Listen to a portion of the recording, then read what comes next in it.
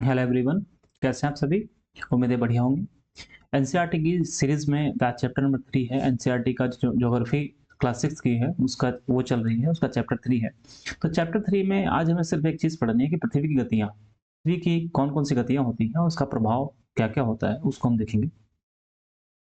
तो देखिए, पिछली क्लास में हमने आपको बताया था पृथ्वी एक ग्रह है और जो ग्रह होते हैं, उनकी 2 गतियाँ होती हैं।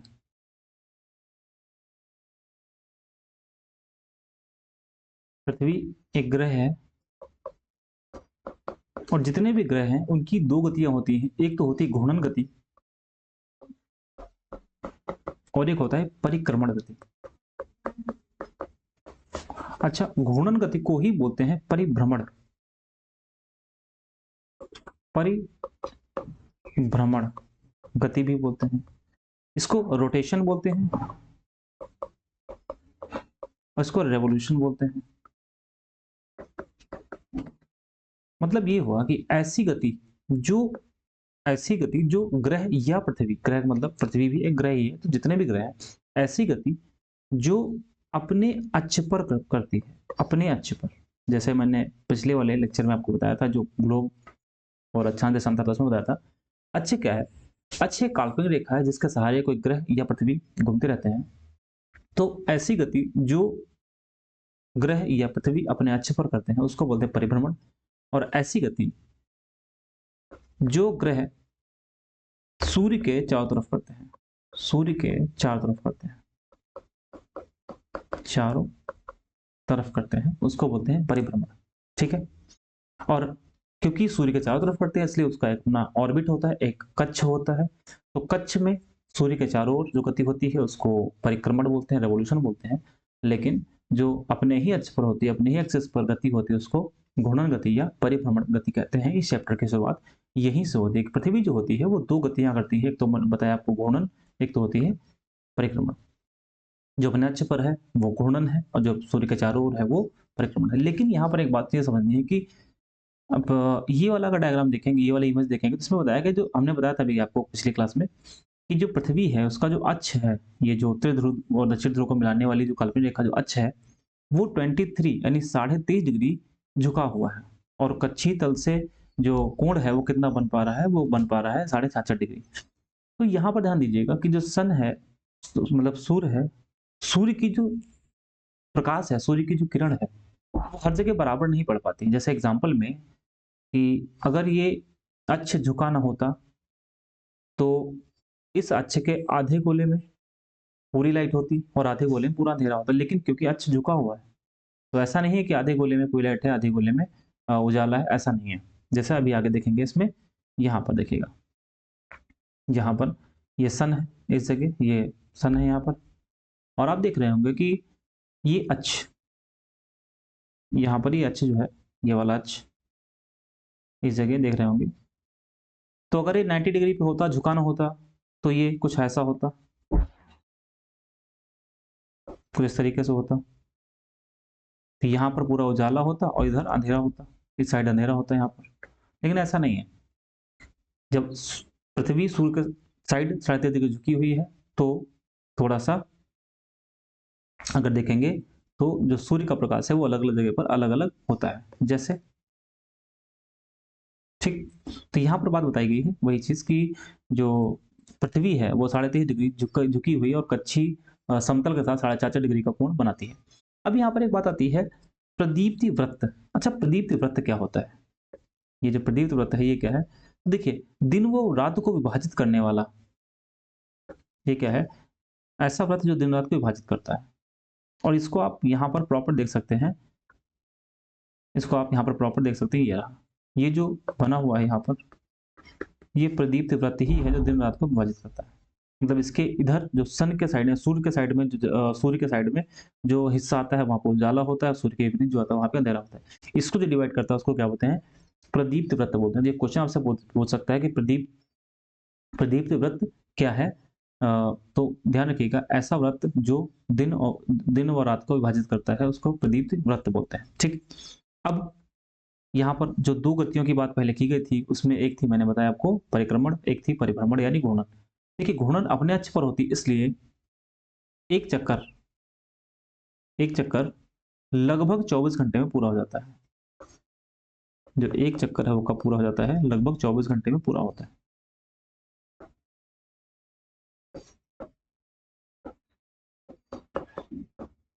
एक चक्कर पूर्ण होता है कब? लगभग 24 घंटे में।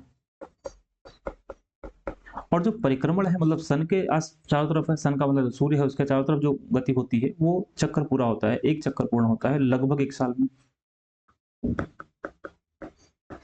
पूर्ण होता है लगभग 1 साल में। लगभग 1 साल मतलब क्या है? 365 दिन।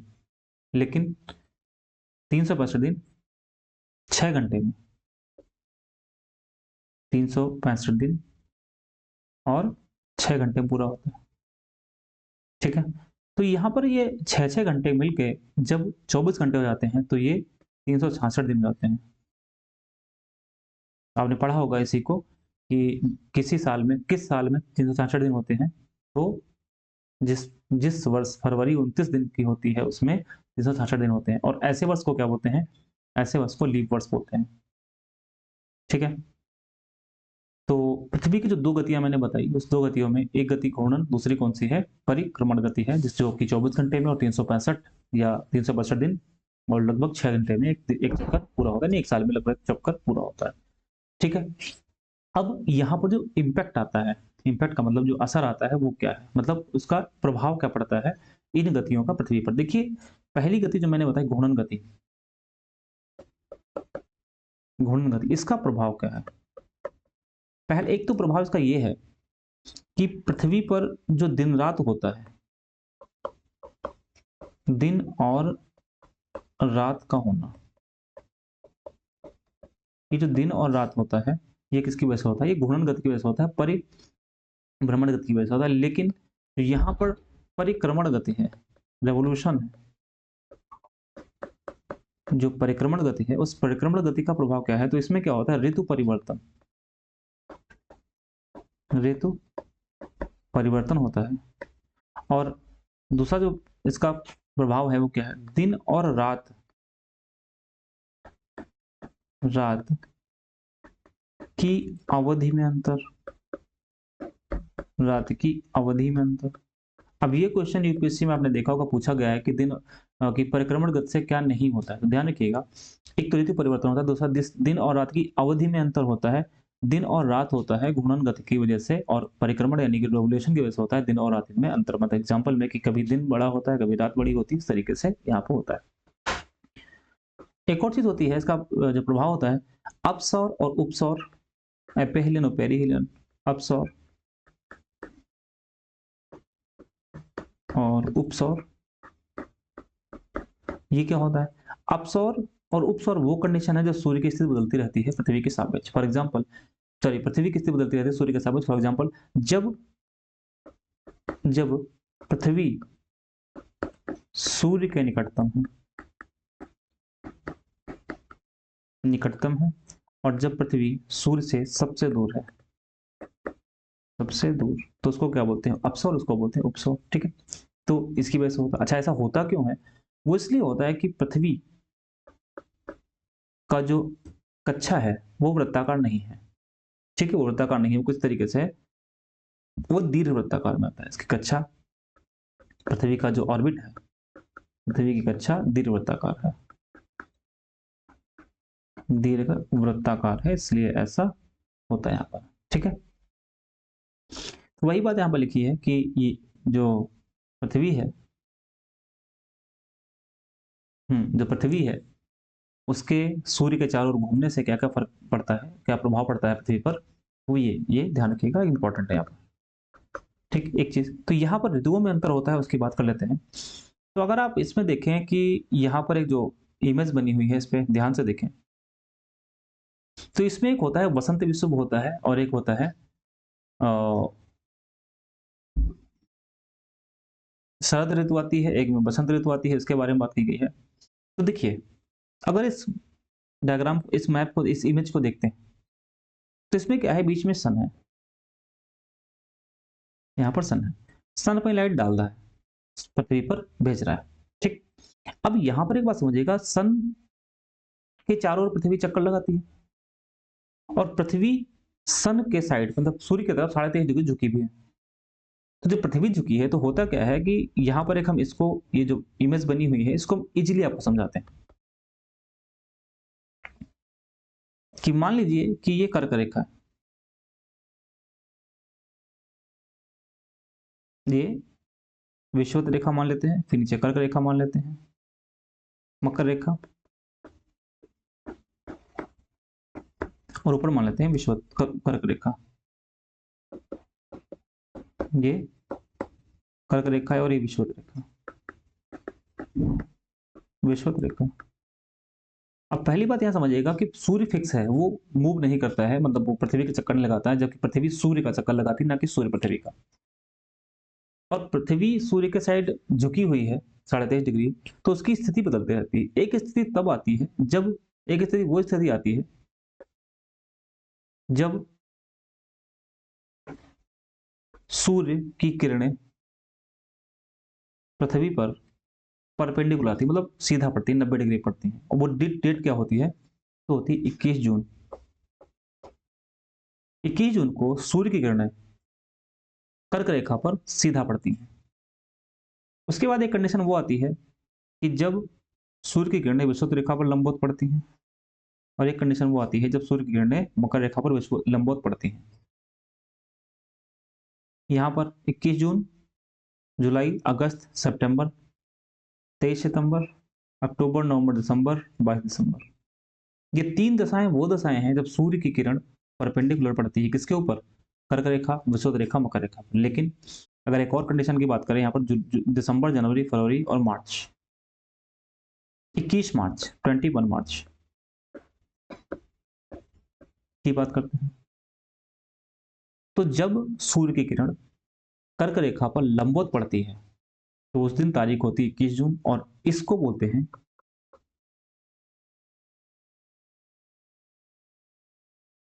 कर्क संक्रांति। इसको ग्रीष्म आयंत कहते हैं, ठीक है। यानी 21 जून को समर सोलिस्टिस बोलते हैं, ग्रीष्म आयंत, ग्रीष्म आयंत, और इसको ही उत्तरायंत भी बोलते हैं। लेकिन जब सन मकर रेखा पर सीधी उसकी किरणें सीधे पड़ती हैं तो उसको बोलते हैं शीत आयंत, शीत आयंत बोलते हैं, ठीक है।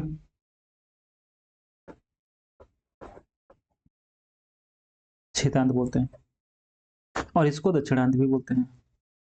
लेकिन एक बात समझिएगा कि जब किसी रेखा पर सूर्य की किरण सीधे पड़ती है, सीधे पड़ने का मतलब ये हुआ कि उस पर ज्यादा एनर्जी मिलती है, ज्यादा ऊर्जा मिलती है, उष्मा उसमें ज्यादा मिलती है, तो वहां पर गर्मी बहुत ज्यादा होती है, तापमान बहुत ज्यादा होता है। तो 21 जून को जब सूर्य की किरण विषुवत रेखा पर परपेंडिकुलर होती है, मतलब कि यहाँ पर सीधा सीधा किरण पड़ती है, तो कर्क रेखा सबसे गर्म रेखा होती उस दिन, सबसे गर्म रेखा होती है। और क्योंकि सन की लाइट ज्यादा मिलती है तो सबसे बड़ा दिन,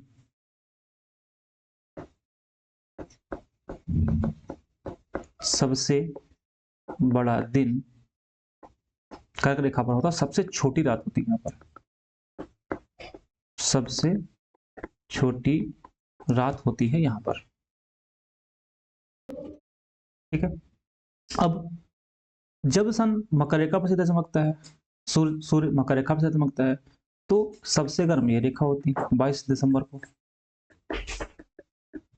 सबसे गर्म रेखा होती है। और यहां पर सबसे बड़ा दिन होता है, सबसे बड़ा दिन होता है, और सबसे छोटी रात होती है, सबसे छोटी रात होती है, ठीक। लेकिन ये जो 23 सितंबर और 21 मार्च है, इसको बोलते हैं बसंत विषुव। यहां पर लिखा होगा, यहाँ पर देखिएगा, 23 सितंबर को बोलते हैं बसंत विषुव, और इसको बोलते हैं, ये भी बसंत विषुव आएगा यहाँ पर, और यहाँ पर भी शरद ऋतु और शरद ऋतु। देखिए 2 शरद और 2 वसंत ऋतु लिखा हुआ है। जब 21 मार्च होगा, जब 21 मार्च होगा तो उत्तरी गोलार्ध में, तो उत्तरी गोलार्ध में और दक्षिणी गोलार्ध में अलग-अलग चीजें होंगी। 21 मार्च को दक्षिणी गोलार्ध में बसंत विषुव और यहाँ पर शरद विषुव होगा।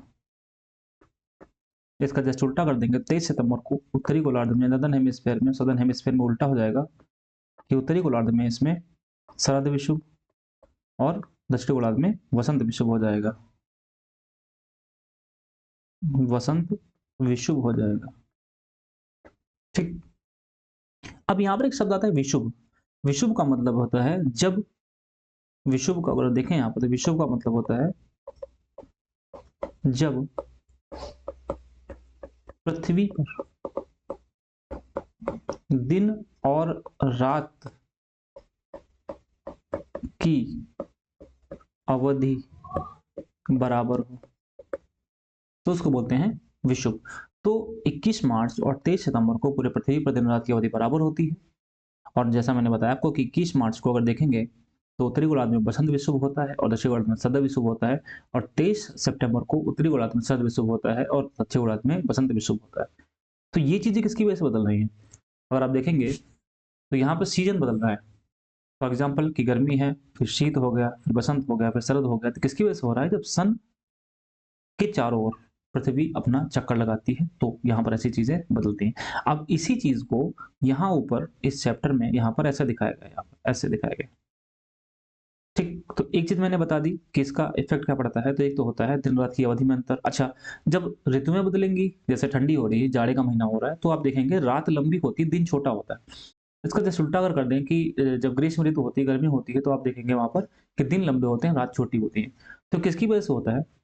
तो पृथ्वी के परिक्रमण से होता है। तो ऋतु परिवर्तन का होना, दिन और रात का होना, अपसौर उपसौर होना, ये इसकी वजह से होता है। और इसकी वजह से ही ध्रुवों पर 6 महीने का दिन,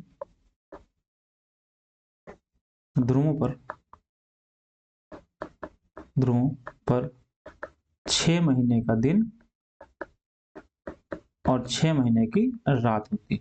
ये सारी चीजें किसकी वजह से है? वो है पृथ्वी के सूर्य के चारों ओर घूमने की वजह से। अच्छा, 6 महीने दिन और रात कैसे होता है? तो यहां पर अगर देखेंगे दिन और रात कैसे होता है 6 महीने का दिन, तो सूर्य जब सूर्य की सीधी किरण कर्क रेखा पर पड़ती है, तो आप यहां पर देख पा रहे होंगे, इसमें हम देख पा रहे होंगे कि उत्तरी गोलार्ध में ज्यादा प्रकाश मिलता है, उत्तरी गोलार्ध में ज्यादा लाइट मिलती है, दक्षिणी गोलार्ध में कम होती है। और उत्तरी गोलार्ध में भी आप देखेंगे उत्तरी ध्रुव जो है, ये उत्तरी ध्रुव अगर आप देखेंगे यहाँ पर, तो ये सन की तरफ ज्यादा झुका हुआ है। यहाँ पर उत्तरी गोलार्ध में उत्तरी ध्रुव सन की तरफ झुका हुआ है, तो यहाँ पर दिन लाइट प्रकाश ज्यादा होता है, दिन लंबे होते हैं, यानी 6 महीने का दिन होता है। और फिर जब उत्तरी गोलार्ध में यानी कि ध्रुव के पास 6 महीने का दिन होता है, तो उसी टाइम दक्षिण गोलार्ध में, दक्षिण ध्रुव के पास में 6 महीने की रात होती है। तो ये सब कुछ किसकी वजह से होता है? ये होता है पृथ्वी के सूर्य के चारों ओर चक्कर लगाने से होता है। ठीक है, तो यहां पर हमने इसके बारे में बता दिया आपको। अच्छा, एक अगर क्वेश्चन पूछा जाए आपसे कि जब 21 जून को कर्क रेखा पर सबसे बड़ा दिन होगा, सबसे लंबा दिन होगा, तो सबसे लंबी रात कहाँ होगी? तो इसका आंसर क्या होगा बताइएगा। मैंने बताया कि 21 जून को सबसे लंबा दिन अगर कर्क रेखा पर होता है तो सबसे छोटी रात होती है। 22 दिसंबर को सबसे लंबा दिन होता है, मकर रेखा पर सबसे छोटी रात होती है। तो मैंने क्वेश्चन पूछा था कि 21 जून को सबसे लंबी रात कहाँ होती है, इसका आंसर आप बताइएगा। इस तरीके से हमने यहाँ पर इसके बारे में पढ़ लिया, 22 दिसंबर के बारे में हमने बता दिया। और दक्षिण आयन का मतलब है कि जो मकर रेखा पर सूर्य की किरणें सीधा पड़ती हैं। और आप जानते हैं कि सूर्य की जो ऑस्ट्रेलिया है उससे मकर रेखा गुजरती है, इसलिए ऑस्ट्रेलिया में ग्रीष्म ऋतु में क्रिसमस मनाया जाता है। आपने बचपन में पढ़ा होगा, छोटी क्लास में पढ़ा होगा कि ऐसा कौन सा कंट्री है, ऐसा कौन सा देश है जहां पर गर्मी में क्रिसमस मनाते हैं, क्योंकि हमारे यहाँ भारत में तो जाड़े में होता है। तो कौन सा कंट्री हो जाएगा? ऑस्ट्रेलिया। वहां पर गर्मी में क्यों क्रिसमस मनाते हैं, ये हमने आपको बता दिया। क्योंकि 22 दिसंबर के आसपास में जो सन की सीधी किरणें हैं वो मकर रेखा पर पड़ती हैं, और मकर रेखा ऑस्ट्रेलिया से निकलती है, इसलिए वहां पर गर्मी होती है। तो हम ये कह सकते हैं कि ऑस्ट्रेलिया में गर्मी में क्रिसमस को मनाते हैं। हमने विषुव के बारे में बता दिया। विषुव का मतलब है कि जब पृथ्वी पर दिन रात बराबर हो, ऐसी 2 बार कंडीशन आती हैं, 21 मार्च और 23 सितंबर की कंडीशन आती हैं। और इसके बारे में बता दिया, जब 23 सितंबर होता है तो उत्तरी गोलार्ध में शरद ऋतु और दक्षिण गोलार्ध में वसंत ऋतु होती है। इसका जस्ट उल्टा मैंने बताया कि 21 मार्च जब होता है तो उसके उत्तरी गोलार्ध में वसंत विषुव और दक्षिण गोलार्ध में शरद विषुव होता है। ठीक है, तो इस चैप्टर में इतना ही है। इससे रिलेटेड जो क्वेश्चन प्रैक्टिस करेंगे हम लोग, जो क्वेश्चन आए होंगे उनके बारे में देखेंगे। अगर कोई क्वेश्चन हो तो आप जरूर बताइएगा। कैसा लगा वीडियो जरूर बताइएगा। बहुत बहुत धन्यवाद।